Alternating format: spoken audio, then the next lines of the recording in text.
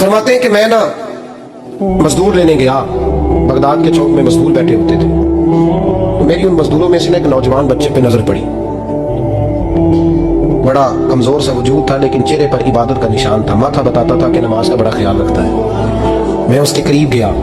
चेहरे भी बड़ा कुछ बताते हैं ना, चेहरों में भी बड़ी रानाई होती है। फरमाते मैं करीब गया, मैंने उसको कहा बेटे मजदूरी करोगे? तो कहने लगा मजदूरों में बैठा हूँ तो मजदूरी के लिए तो बैठा हूँ। तो मैंने कहा कि चलो फिर। कहने लगा नहीं, मेरी कुछ शर्तें। मैंने कहा बताओ। कहने लगा पहली शर्त यह है कि लोग 4 दिनार दिहाड़ी लेते हैं, मैं 3 दिनार लूंगा। मैंने कहा यार बिल तो बड़ी बेहतरीन है, बाकी भी इस तरह की रख ले। उसने कहा हुजूर दूसरी शर्त यह है कि मैं आपकी मुकम्मल बात मानूंगा, लेकिन जब अजान हो जाएगी फिर आपकी नहीं सुनूंगा। तीसरी बात उसने ये की कि हुजूर मैं आपके घर में काम करूंगा पर आपके किसी सवाल का जवाब नहीं दूंगा। कहते मैंने कहा यार तू बड़ा अजीब है, शर्तें तो मालकों की होती हैं। कहने लगा जी बहरहाल मैं शर्तें लगा के जाता हूँ। फरमाते मैं उसे घर लिया, काम मैंने उसको बताया तो जो काम मजदूर सारे दिन में करता है ना उसने 2 घंटे में कर दिया। हमारे मजदूर सिगरेट पीने में भी तो आधा घंटा लगाते हैं, वो चाय पीने जाए तो पौना घंटा। वहां उनको भी तो ध्यानदारी करनी चाहिए कि नहीं करनी चाहिए? मुआहदा किया है ना जी, तो पूरा उतरना चाहिए ना। कहते 2 घंटे में। अब काम जब बंदा शुरू कराता है तो काम और निकल आता है। कहते काम मैंने उसको और बता दिया, वो करने लगा। उसने मिट्टी निकाल के रखी थी बाहर रास्ते में, तो अजान हो गई जोर की। उसने वहीं कुदाल चोरी कही और चलने लगा। तो मेरा बेटा कहने लगा इसको जरा बराबर कर दो। कहने लगा चुप कर जा, तेरे बाप से बात हुई थी, जब अजान होती है तो मैं किसी और की नहीं सुनता, सिर्फ अल्लाह रसूल की सुनता हूँ। कहते मस्जिद चला गया, नमाज पढ़ के आया तो दोपहर का वक्त था। मेरी बीबी कहने लगी इसको खाना खा ले। कहते हमने कहा खाना खा लो। तो कहने लगा मैंने रोजा रखा, रमजान भी नहीं था, नफली रोजा रखा।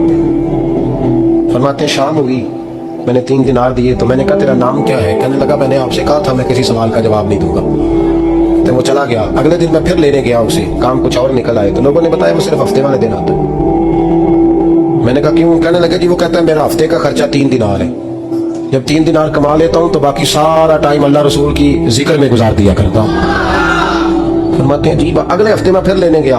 मैंने पूरा हफ्ता इंतजार किया कि काम उसी से कराना है। मैं जब गया तो मैंने कहा चलो। कहने लगा मेरी शर्तें याद है ना? और मैंने कहा याद है भाई, साथ चल। फरमाते हैं काम कराया। 2-3 हफ्ते वो आता रहा। एक हफ्ते में गया तो लोगों ने कहा हुजूर आज नहीं आया।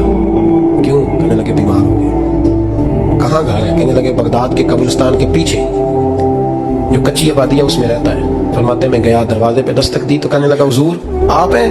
दरवाजा खोला, आ जाइए। फरमाते मैं अंदर गया तो मैंने कहा तुम्हें कैसे पता चला मैं आया हूँ? कहने लगा हुजूर अल्लाह वाले हो, आप नहीं आना था, वरना अमीर तो गरीबों का पता लेने कोई नहीं आते।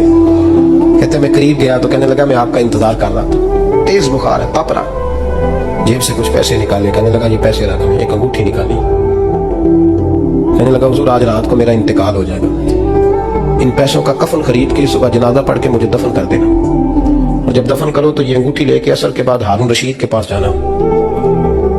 आप उसे कहना मैंने मिलना है, पर वो आपको टाइम नहीं देगा। आप उसको आवाज दीजिएगा कि तेरी एक अमानत है मेरे पास। फिर वो आपसे मिलेगा तो अंगूठी दे दे, फिर आप मेरी तरफ से फारिग हैं। हज़रत फरमाने लगे तेरा नाम? और कहने लगा हुजूर वक्त थोड़ा है, आज रात मैंने जाना है, बड़ी लंबी माफी मांगनी है रब करीम से, अगर मुनासिब समझे तो मुझे अपने रब से तन्हाई कर दे। फरमाते मैं आ गया और उसकी बातों ने मुझे सारी रात सोने नहीं दिया। फरमाते सुबह बड़ी मुश्किल से सूरज निकला, मैं गया दरवाजे पे हाथ रखा तो दरवाजा खुला हुआ था। अंदर दाखिल हुआ तो खुशबुएं मेरा इस्तकबाल कर रही थी। जब चेहरे से कपड़ा हटाया तो उसका तो इंतकाल हो चुका, ऐसे जैसे किसी का दीदार करके सोया। कहते मैं तो 2 आदमी ले गया था जनाजे पे, पर पता नहीं दुनिया किधर किधर से आई, कहां से। अखा जदों मीटियां जमाना मैनू रोवेगा, अपना ते अपना बेगाना मैनू रोवेगा। फरमाते मैं तो 2 बंदे ले गया था, पर पता नहीं मखलूक कहां से आई। जनाजा पड़ा, दफन किया।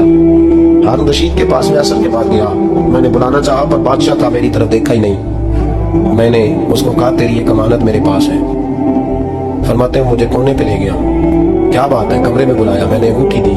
हारून रशीद तो चीखे मारने लगा, कहने लगा अंगूठी वाला कहाँ है? मैंने कहा वो तो इंतकाल कर गया। कहने लगा मुझे कब्र पे ले चल।